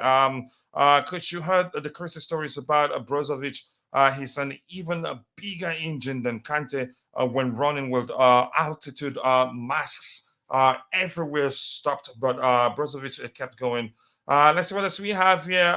But to me, to be honest, our online fan base also has the same style. Usual youth issues. One day down and and out. Yeah. Okay. A lot of people misunderstand say Vlahovic rejection by Poch might be due to injury records. Maybe. After all, players without injury get injured at Chelsea. Why getting someone? Yeah, that's clearly would have been a risk had we signed him. I think I agree with you, but Felix, he was overpriced. That's what I again, even before he went back on loan, I was arguing that I don't think we'd sign him. And I think we didn't for financial reasons. Coach Poch should have kept João Felix. I see him. He's got you. That's one thing with Chelsea fans. We're like those people that don't. You can say don't move on from our ex. We always look back to look at how well our exes are doing and say, "Wow, we should have kept them." Yes, then do I think he's a fine player? I think he's an excellent player, and I wanted us to keep him. But even before the end of the season, I was telling people that I don't think we'll be able to keep him. And that's because probably the price tag would have been an issue for us at the time. And Chimera, nice to see you, brother. I hope you're doing well. Big up, Kachila. Why is it every time I come to your stream, we have fans here? It's only one person here that has done that. I have to be honest with you. Slagging of Enzo and now Casado, does he make them a bad player? It doesn't. You let people present their opinion and you say what you want to say. And there's only one person here now said he doesn't like them both. So I don't know why now you're blaming the channel. Fans will never be satisfied. Put Enzo and Casado in and other top teams. They will ball out. We know that. And we didn't agree with the person that said Enzo isn't good. Yeah, we know that. For me, there are other. My argument is where Enzo plays it in a deeper position or as an 8 or wherever people are arguing. I'm not saying, I never said he's a bad player, and I'm sure I haven't seen any panelists here say Enzo is a bad player. It's just one person in the chat, and that person is Raphael. Poch rejected Felix, Vlahovic, and Kudus. Do you think he rejected them? I don't think so. There's no way to tell that was the case. Hello to you too, Kevin Marina. Always nice to see you. It's time to understand that Stalin does not help us. He's been one of our best players at this particular season, in my opinion. Coach, you've seen this. I have to be honest. Coach, you've seen the fight on Twitter for Sterling. He's not one of my favorite players. Go ahead, brother. You've seen the fight on Twitter for Sterling every day. Mm-hmm. The fan base, this fan base, I believe that they allow Twitter narratives to shape the views on players. And let me tell you why. This summer, Sterling looked the worst of all our attacking players. I can say it. He didn't look fit. He didn't look on the task. He wasn't sharp. He wasn't underperforming drastically in preseason. He just looked uninterested, uninvolved, undedicated. The season starts and the switch completely flips. He's arguably our best player this season. Our best player this season. Easily our best forward, but our best player. They say he doesn't drive at his defenders enough. He does it. They say he doesn't play make enough. He has supplied the most chances for Nicholas Jackson to put away this season. Most of those big chances Nicholas Jackson has missed, has come from Ryan Sterling. Yet they still complain, but he's not scoring. He scores 2. He doesn't assist. He assists 2. What more? I think without Raheem Sterling, we don't even beat Luton Town. It's sad to say, but he's won us games. He's been our best performer so far. Bar, say, as you know, Gusto is doing well. Other than the usual suspects are Enzo, Gusto, but Raheem Sterling is our best player. They say he doesn't help us, but what winger do we have that help us? There's no other direct wingers in our squad. There's no goal scorers in that front line. Right now, we need him more than we need a lot of guys in that team. It's sad to say, but it's true. All right, let me catch up on what we have. I think I agree. He's been, again, one of our best players at this particular season. Hopefully, he you can say finds a consistency. I think that will go along. But big up to you too. He says, big up Kuchila and impatient delegates. I think that's what we should call Chelsea fans right now. Kuchila, our attack is now fluid with Stalin. Gallagher is average. His thing, Gallagher is a good player. He's not my favorite player at Chelsea, but I think he's been one of our best performers this particular season, if we're being honest. As much as I say I'd rather see him playing on the flanks, because he played on the flanks for Crystal Palace, and he was excellent for them throughout the season, scoring goals, creating chances and all that. But for some reason, the managers we've had have decided to play him as one of the 2-6s or somewhere in the midfield there. I think he's not a finished article yet. He's still learning, even though you could say some people are expecting him to be perfect. No, he still has a lot to learn, but he's improved so much, and I hope he continues to improve because it looks like the manager wants to keep him. And the lack of fluidity, in my opinion, comes down to we're playing with an entirely new team. The chemistry is lacking to a certain considerable extent, and that will take time. So that's why you can't. Yeah, I don't think you can achieve fluidity with just when you have an entirely new team as yet. I think it will take some time for that to happen. Let's see. How can you tell your players at the end of a game away to Bournemouth not to go for all 3 points? Jose would never. But how do you know they were told not to go for all 3 points? Are you saying that given the changes he's made or something like that? We are really struggling to find goals, and it's alarming. That's where the only issues we have right now. The lack of our ability to score goals is where to put away the chances we create. That's where we have an issue, honestly. And yeah, that's it. It's his opinion. We all know Enzo is a good player. We know Casado is a good player, but Rafa will never admit that those players are good. So it's his opinion. Poch is whatever you call him. I'm not going to read it for you. Kishan, always nice to see you. I appreciate you finding the time to join. Kishan says, I don't get how Poch is talking about getting more attackers. We just had a whole transfer window where he could have gotten one or could have asked for one, but I'm not sure. Mudrik was the one supposed to go to Strasbourg, not Angela. I think they differ. Angela is a different type of winger, and Mudrik is a different type of winger. We actually need them both. Felix overpriced. I'm not talking about whether he's overpriced or not. My argument was that we couldn't afford him. It's up to you to draw the conclusion to say whether he's overpriced or not. Did Barcelona buy him? I'm not sure the deal. Some of us wanted Felix for another loan. I wanted him. I wanted us to sign him for on a permanent, but I knew before then we'd struggle to buy him. Felix was overpriced, but 115 million for a horrible player. If for a player, just you don't have to say horrible. I didn't want Felix, but cannot believe fans say Felix was overpriced. I wouldn't. Again, I'm not going to use the term overpriced. The term I've always used is that I'm not too sure we're going to pay how much the asking price at the time. Let's see what else we have here. If we get rid of Starling and Gallagher and upgrade those positions, we won't be fighting relegation. That is just your opinion. Because here's the thing. Chances are, if we get rid of those players and sign two new players, the issues we're experiencing right now will compound. It will compound our situation right now because we have more new players, which means we need more time for the team to gel, which means you'd see a lot of disjointed displays here and there, and it's an issue. I think Poch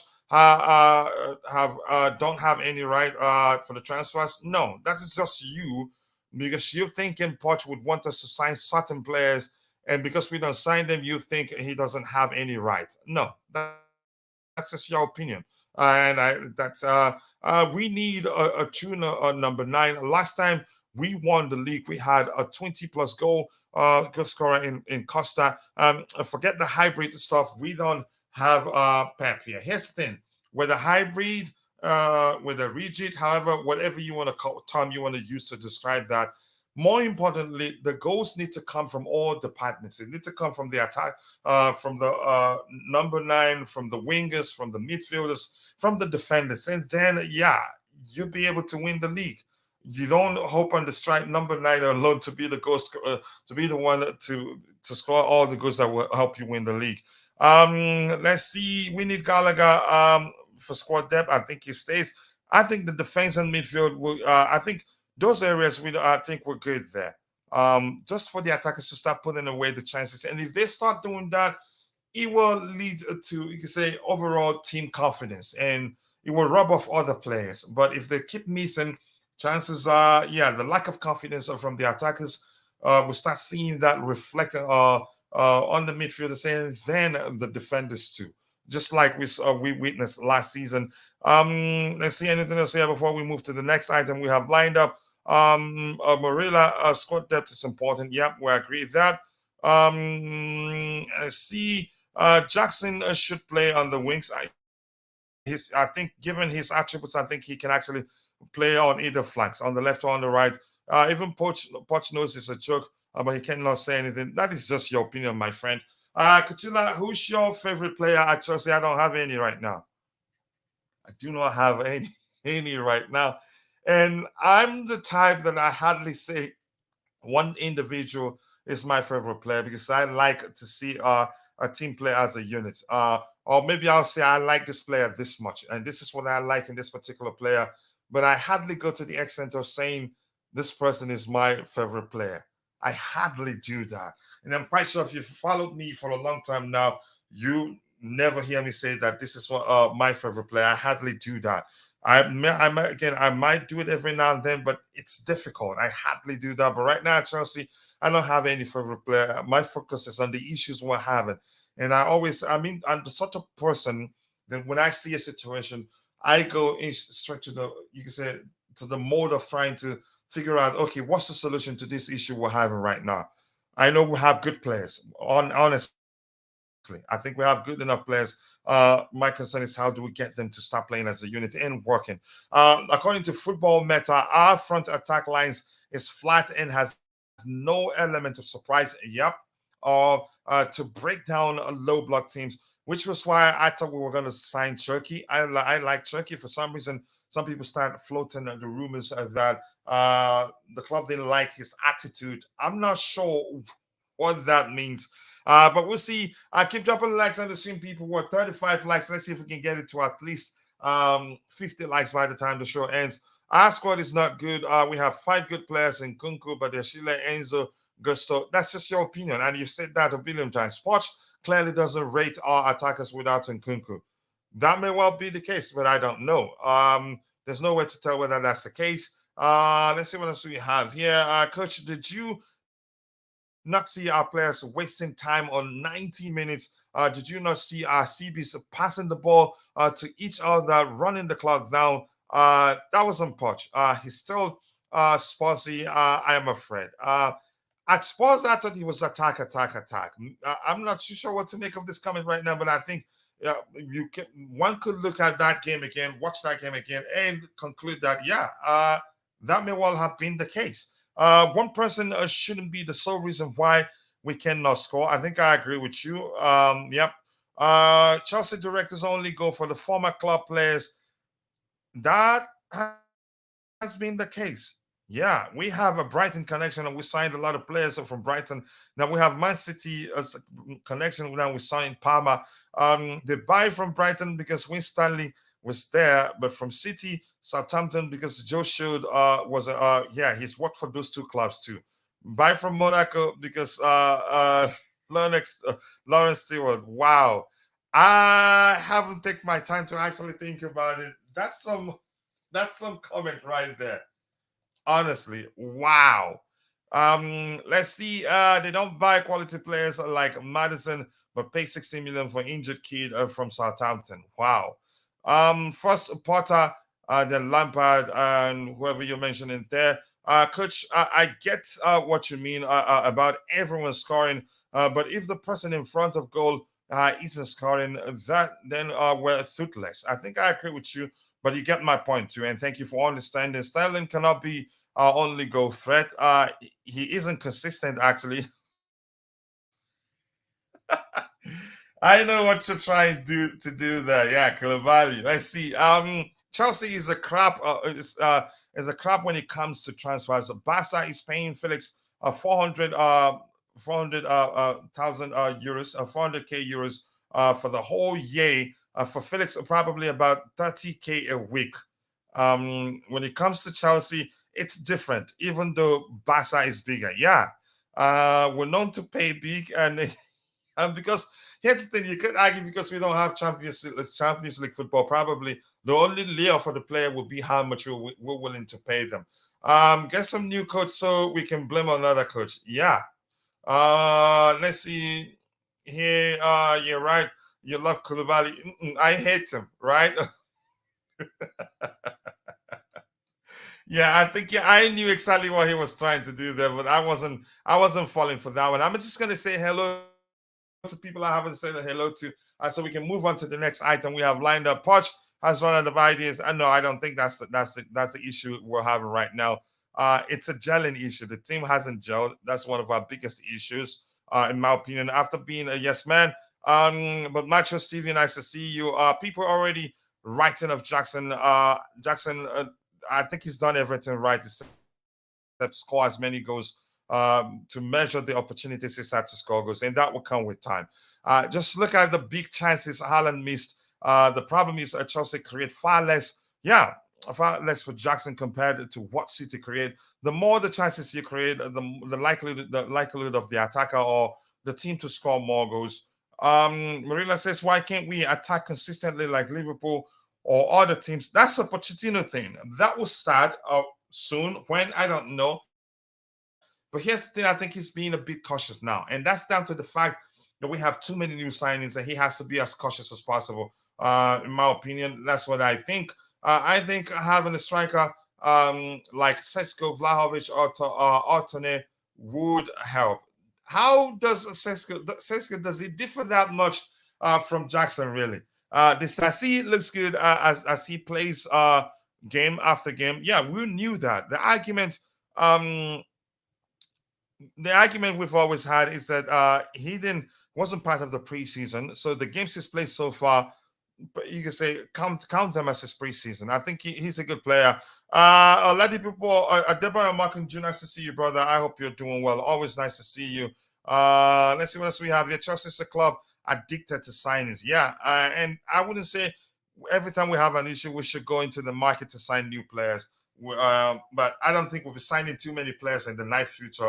In the near future, that's just my opinion. Let's see. Ooh, I haven't seen you in a while. I like saying your name. I think it's more like me taking a break from the stream and taking a deep breath and out. Ooh, always nice to see you. Hello, coach. Maybe we have to call one religious group to come in and minister. Yeah, at Chelsea, like Liverpool did some years ago. I think England did that. They had to call the Pope to come bless Wembley. I think they did. Correct me if I'm wrong. Um, let's see. Palma, Monica, Lavia, a scary team. Yeah, unfortunately, I know you're being sarcastic, but I think those are good players, in my opinion. On a seriousness, automatically removes any comment with excessive emojis or caps. Yep, that's the truth. Thank God the timeout is automized to only 5 seconds, and I haven't had the time to work on that. So let's move on to the next item we have lined up here. Keep dropping the likes on the stream, people. I appreciate you all finding the time to join the show. Let's see, Coach. Would you admit that we are in trouble if we lose to Aston Villa? Aren't you just a little bit worried? I'd be worried, but do I think what I would lose to them? I don't know. I don't know really about. I'd be a little bit worried about Oli Watkins. He's a fine finisher. I think we must mark him very well. Diaby and Bailey giving us back the 8-0 we gave them. Was that in 2012 or 2010? Was that in 20? I think it was in 2010 that we beat them as 8-0. I don't remember, but I don't think. Let's see what happens. I appreciate you joining today. Arsenal are going to gun for Toney, and why wouldn't he go there? After all, he likes Arsenal, so I'm not too concerned whether we sign him or not. Um, I'm not gonna highlight the next comment from Eugene. Honestly, whether we sign him, honestly, I do not know. Let's see what else we have here. I think it was in 2010. And I like to shame the beautiful game in public. Yeah, 2010 we beat them 8-0. So shame on you, the beautiful game. If we get him, we are overpaying. So probably we won't go for him. If in fact, as we've heard, that what's his name, they're going to be asking for 80 million plus. To be honest, if this team realizes there's nothing to lose, I like this. Realizes there's nothing to lose and go all out to play football with freedom. The result will turn around. Us fans need to chill. We don't need to compound the issues by not supporting them, by always finding excuses to slander them or say we're going to get relegated and all that. It doesn't help. These are kids. These are kids, honestly, in my opinion. Let me see. If not Tone, then who? I don't know. Then maybe we just go with what we have. Let's see. December 2012. Was that in 2012? Okay. Chelsea beat Aston Villa 8-0. I didn't know it was in 2012. Okay, thank you for that. I was thinking I already have an opportunity to shame you in public here. Nothing to be shameful. You're not an encyclopedia there. But okay, yeah, thank you. And the goal scorers were Fernando Torres, David Luiz, Branislav Ivanovic, Frank Lampard, 90+1, Ramirez, one of my favorite of players I like that much. But I think one of the most underrated players that's ever played for Chelsea.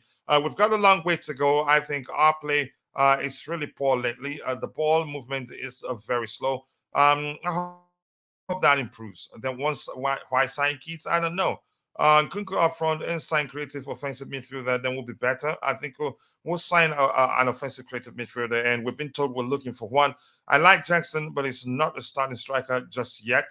How does he become one? Um, just go away.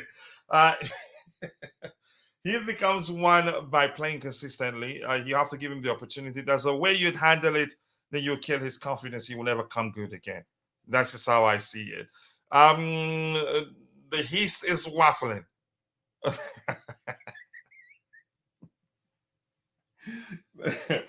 I don't like you, man. Just go away.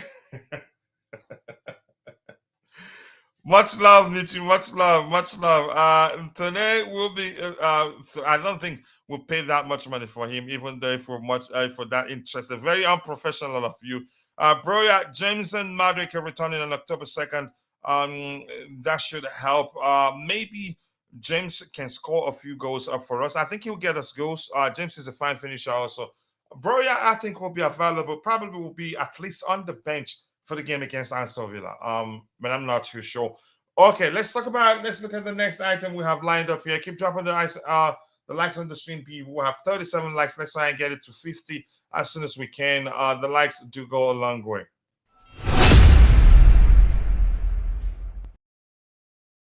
About Nusa, let's move on from Nusa and keep an eye on Benjamin Sesko. In 2024, clubs, especially those from England, are looking at him. Fabrizio isn't specific here, but I think we've always been interested in signing Sesko.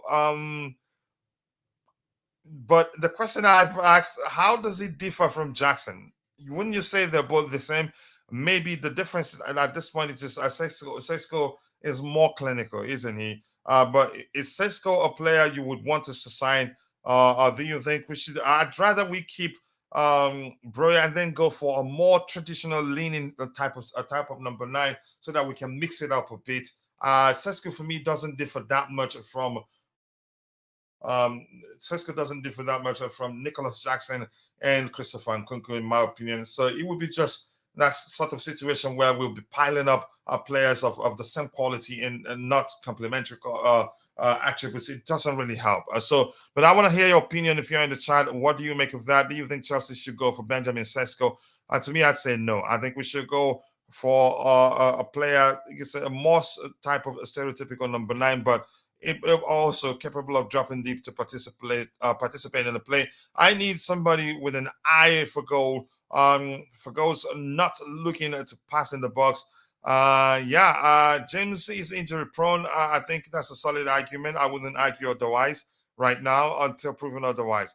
And he's it's outside. I don't like you, man. Go away. Much love to you.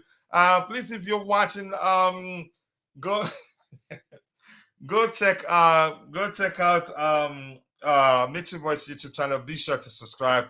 Much love to him. I think I'll be having time these days to be on his panel since my in-laws are back. So that will go a long way for me. The best way to play Casado, Enzo, and Gallagher or Ugochukwu is to play a flat 4-3-3 approach instead of forcing a 4-2-3-1 with Gallagher or Enzo incapable of playing as a 10. Some argument right there. Coach, for your information, Chelsea beat Wigan 8-0 in 2010. So you bullied me into believing it was in 2012. You see why I don't like you. Even more, I don't like you even further. But much love to you. I suspected that there's a chance you did that. Man totally missed an open goal tapping. Please collect the ball from Rosie. Wow. You bullied me into agreeing. The best way is play without Casado. Play Leslie Ugochukwu. It looks like you like Leslie Dan Casado. A Ken type of player. Yep, a Ken type of number nine. I think that's what Pochettino will be looking for. Because Ken can be a target man. Ken can also drop deep and create. He's a fine passer of the ball and create chances for his you can say attacking pairs at there. But yeah, let's see. Keep dropping the likes on the stream, people. Kachila Sesko is a red flag. Can you elaborate? I want to hear you. In my opinion, he doesn't differ that much from Sesko doesn't differ that much from Nicholas Jackson, Amanda Broya, and also Christopher and Cook. He doesn't differ that much from them. So if we're signing another number nine, we have to mix it up. We have to mix it up, in my opinion. So yeah, I wouldn't. But here's the thing: this is not me saying we're interested in signing Benjamin Sesko. But here's the thing: he's saying Fabrizio Romano reports that telling people to keep an eye on Benjamin Sesko in 2024. Clubs, especially those from Premier League from England, are looking at him. So that doesn't mean we're interested in signing him. But let's see what else we have here. Maybe we should sell James and get Jeremy Frimpong. Do I think the club will sell James? No. And do I think here's the thing, given his injury record, I'd say those clubs you're probably thinking are going to be interested in signing him won't take that much risk. I'm not too sure Madrid would take such risk at signing the Chelsea player, given what they went through in the case of what they experienced with the signing of Eden Hazard. But Eden Hazard, in his case, he was actually fully fit before he joined them. But I don't think they'd risk paying us that much money because we're not going to sell James for change. If we really want to sell him, I think it'd be 100 million plus. And he's tied for a long time. He's tied down for a long time at Chelsea.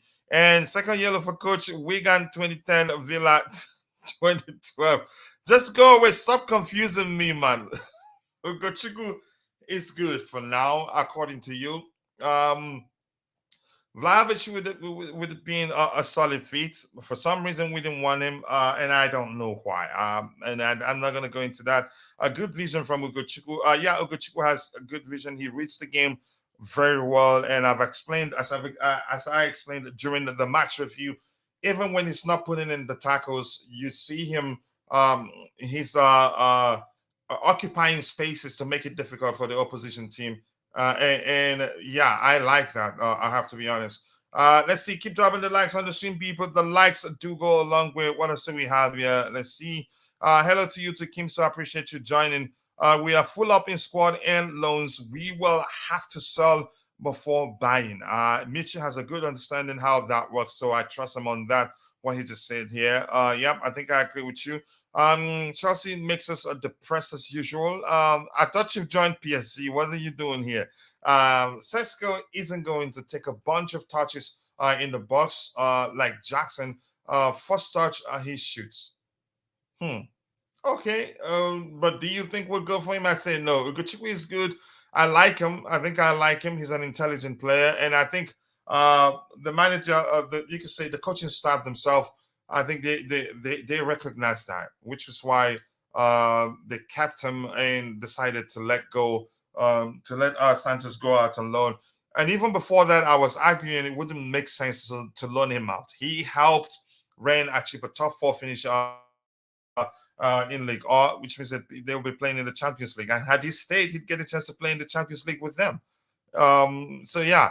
Let's see. This kid Ugochukwu has potential. Yeah, you can see that he reads the game very well. More importantly, PSG masterclass yesterday. Coach Enrique is class. We missed out. You could say that, but I'm not sure what to make of our situation right now. Whether to, I'm not going to go to the extent of saying we missed out, but you have every right to argue that. Chances are, had we been the one had we employed him as our coach, maybe would sign more experienced players, and maybe they didn't sign him Enrique or employ him Enrique because he's one of those coaches that wants some signings that will help him start winning immediately, and that's not the plans that the owners have in place. Yeah, but that's just my opinion. I like him. He was one of again my first choice. Honestly, I think Flick was my first choice, and Enrique second, and then I think what's his name, Nagelsmann. I think Poch didn't want Vlahovic. The final third is a major problem in our team.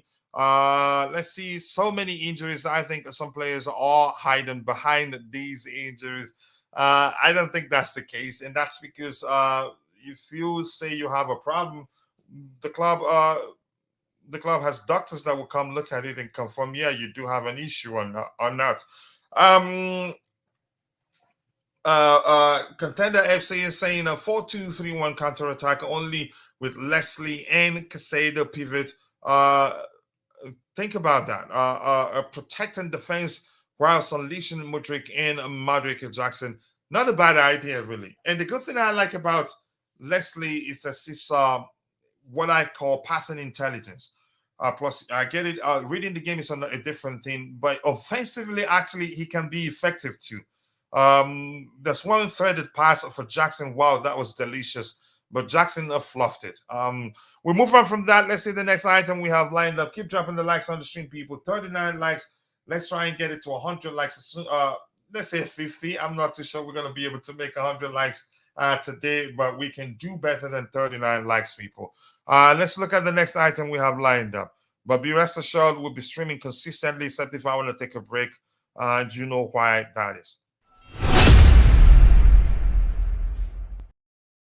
Right, let's look at Benjamin Sesko's numbers.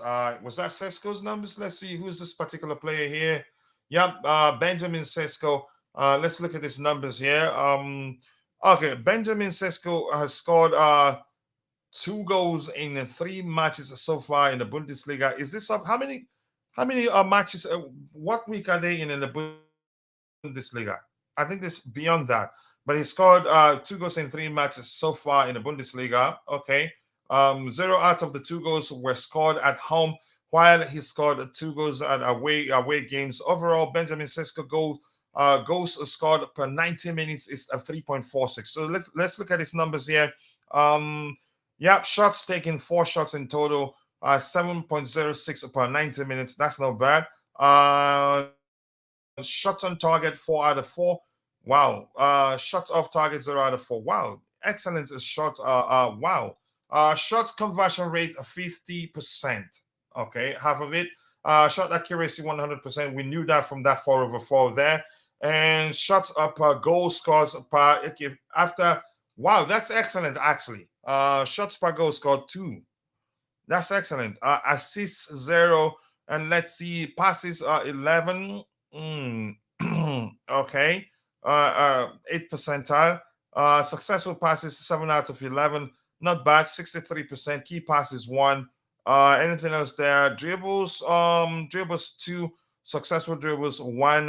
He doesn't dribble that much if that's the case. In 3 matches, if he's already if he's attempted to dribble just 2 times, but that's not bad. Dribble success rate 50%, not bad. Let's see, anything else here important? Nothing. We don't see defensively. We don't have to look at that. Not a bad. I think his shots are excellent. Chelsea really like Antonio Nusa, but a move in 2024 is more likely, and that's after we learned that during the last 48 hours of the last transfer window, Chelsea made a move to sign Nusa, but he didn't want to come because he wants to stay at Club Brugge and continue developing. And if you're watching, what do you make of the possibility of us signing Antonio Nusa? We'll look at his numbers in a bit. Signing a striker without a good attacking midfielder and another potent winger is just a waste of time. Yeah, I think I agree with you because where are the supplies going to come from? We need these 3 things. And I don't know why every time we talk about this, it comes to mind that even before the transfer window opened, I was telling people we need to sign a 10. We need to sign an attacking midfielder, not necessarily a 10, that's capable of producing double digits in terms of assists and help us create more chances from the central area. That will go along with. I think a lot of us are just realizing that, yeah, we do need an attacking midfielder. But a lot of people, I think you're correct. We must be cautious. Seems Coachella makes outrageous statements and then cover himself with that. That's my opinion. Here's the thing, bro. Chelsea all the way. Here's the thing we have to say here quickly. If we're being truthful to ourselves, once you don't have numbers to back up, statistics to back up what you're saying, it's a piece and opinion. It doesn't matter how good of a scout you are, or maybe you have an eye for, you can say, for finding good players. It doesn't matter as long as you don't have the numbers to back up whatever you're saying. It's just an opinion. So, and I mean to people, you could say proceeding or maybe their comments saying, in my opinion, saying, mention it, letting people know that yeah, that's driven by their bias or maybe just their personal opinion, then it makes sense. Yeah, Vlahovic is being proven the doctor's wrong. Nobody argued that he's a bad player, but for some reason we didn't want him, and I don't know. He's been like that ever since his favorite player, KK. So you guys are here to slander me today. We have a good comment in Kunku. No, I don't agree. I honestly don't think Kunku is an effective 10. No. Even though before we signed him, I've always argued that he has the attribute to play as a 10. But it turns out he's more effective on the flanks and anyway, you can say, but on the flanks really. I think the manager tried to play him as a 10 during the preseason. He looks lost, honestly. Except if when the fluidity, you can say, when we achieve that, get to that level where we could see the front three become as fluid as expected, then yeah, you can start him as a 10, but the application wouldn't be necessarily that of a 10. Because he'll be switching places with Jackson or whoever that's in the number 9 position. To me, Nkunku, I don't think he's capable of fulfilling the 10 role effectively. He's not that much of a creator for me. He's more of a finisher than he is a creator. That is my opinion again. Coach, I've noticed you've been playing without a goalkeeper recently. Is Roger injured? Listen, and that reminds me, I think I should reach out to see how he's doing. I think he's missed 2 shows now. We all have other all have you can say some obligations that trumps us being part of the show. The show don't help the panelists here pay the bill. So yeah, but I get your argument. The chairman of the goalkeepers union, he was here during the should I call it the match preview or pre-game show? But I'll reach out to see how he's doing. But thank you for doing that. So by these numbers, we take the most shots in the league so far. People tell me we don't take shots. We take the most shots, one of the best, highest age XGs. I think what we haven't done is just put away the chances we create. Yeah, so that's why I'm not too concerned. He's more effective on the left wing. Yep, on either side, but I don't want to see him play as a 10. I don't think he'd do well. But maybe as a 10, just for the structure's sake, in a fluid approach where he operates differently. And like Chelsea is giving me a sleepless moment game after game. It's not just you. I have to be honest with you. It's not just you. But I'm a content creator. Do I have concerns? I do have concerns. But do I think when crisis acts, say no? And again, that's just my opinion. Coach is playing as a lone DM. Let's all get him. I like interacting with you guys. That's why even whenever I'm alone on the panel, I do enjoy interacting with you guys. I hope Roger is doing great. If you're hearing, bro, Roger, much love to you from the beautiful game. He likes you after all. I know he pretends he doesn't like you, and I have to reach out to you to see how you're doing. Let me ask you this: the beautiful game, and are you not connected with him on X? It's weird saying X, honestly. Are you not connected with Roger on X? I think you should be, but check it out. Let's see what else we have here. People was telling me we don't create. I think we create, but here's the thing: we need to create even more because the more you create, the more the chance you have to score goals. If you understand that. Let me see. JC here saying, I hope Roger is doing great. Yep. If you're hearing me, bro. Okay, that was from JC, not Roger. Not the beautiful game. Let's see. What else do we have here? Big up Roger Donkey. Donkey. Says Mitchell boy. Let's see. There's no clean chances from us. We cannot create anything. We need to create more clear-cut chances, in my opinion. So let's move on to the next item we have lined up here. Keep dropping the likes on the stream, people. 40 likes. Let's try and get it to 50 likes by the time the show ends. We actually should be rounding off. We started an hour later today. But let's see. I've seen people beat us with lesser shots. Yeah, just be more clinical. Get one shot and score. Yep. Let's see what other item we have lined up here. Nusa's number. Let's look at him. He's a player. I think he's a bit too raw for me, in my opinion. Let's look at his numbers here. The brief, no brief for him in this case. He's played 5 matches this season. 2 goals, 2 assists. Wow. Okay.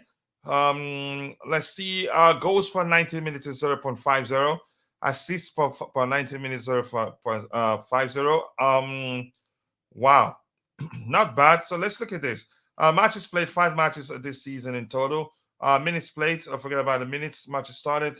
Goals scored, 2 goals, 0.5 goals per 90 minutes is very average stat. Goals involvement 4. Wow, 1 per 90 minutes. Goals at home 2, that's nothing. Expected goals 1.64, that's not bad. Non-penalty XG 1.64 in total. Wow. Okay. But he still looks raw to me from what I've seen. Shots taken, 10 shots in total, 2.49 shots per game, 96 percentile. Shots on target, 5 out of 10, 1.25, 95th percentile. And yeah, shots off target. Yeah, of course. Since the other one is 5 out of 10, he hit the woodwork 2 times. Shot conversion rate 20% is, for me, it's poor. But there are other aspects that you look at. Is okay, maybe he can improve. Shot accuracy 50%, not bad.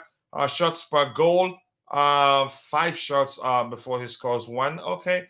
Assists, 2 assists, expected assist 1.76. Passes 124 in total. Successful passes 99 out of 124. Not bad. 79% pass accuracy. Pass completion rate, so to speak. Key passes 11, crosses 12. Yeah, he's a winger, so that's important. Successful crosses. Ooh. Even you can say you got, like I said, he's raw, really. Even from his highlights, I was able to tell he's raw. But successful crosses doesn't mean it's down to the accuracy of the crosses. Chances are he's putting in because what I don't know, how do you count successful crosses? Does he have to lead to a goal before you count it as successful crosses? But no matter how you count it, 25% is poor in my opinion. But overall, I think that shows he's actually still raw. Dribbles 35 in total, 8.7 of 3 dribbles per game. That's a high. Successful dribbles 19 out of 35, 54% dribble success rate. Not bad. This possessed 4 times. I don't usually look at this. Again, if you have a high dribble rate, usually this possession number is usually high. Wow. To me, I think he's still very raw in my opinion. He's no different from all the young players we have already within our ranks. So I'm not sure. And so good for him. The fact that he refused to come and wanted to stay at Bruges to continue developing is a good sign. Gallagher makes me laugh. Stockfish calling another fish dry fish is so hilarious. Hey, here's the thing. As much as I don't want to get into the argument whether there's an issue in the Chelsea camp or not, I didn't like the way he had to go at Mudryk for that cross not being on the carpet. That's not the behavior you want to see from the captain. And I want to say the same thing I said yesterday when JC mentioned that you applaud the effort and then the player would do better next time. For a player low on confidence like Mudryk, doing that doesn't help. I mean, you shouldn't be surprised if clubs get Nusa. His awareness aligns with our transfer policy. Yeah, that's just that. I think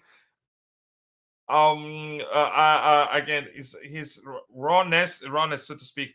Yeah, I think I agree with you. Yeah, he's a potential, and that's what we're into. For me, I'd say no. I think he's a bit too raw. Just as yeah, his numbers suggest the same. Clubs like it raw. I'm not sure.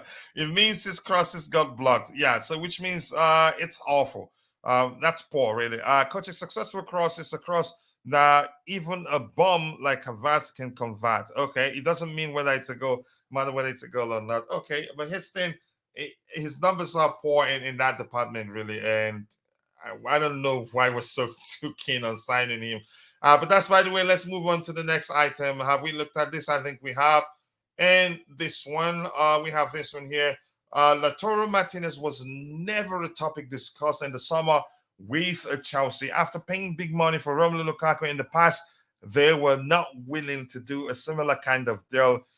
That highlights the fact that the arguments some of us here have presented, or you could say that we don't see us paying anything close to what we've heard is the asking price from Ivan Toney's club. What do they call it again?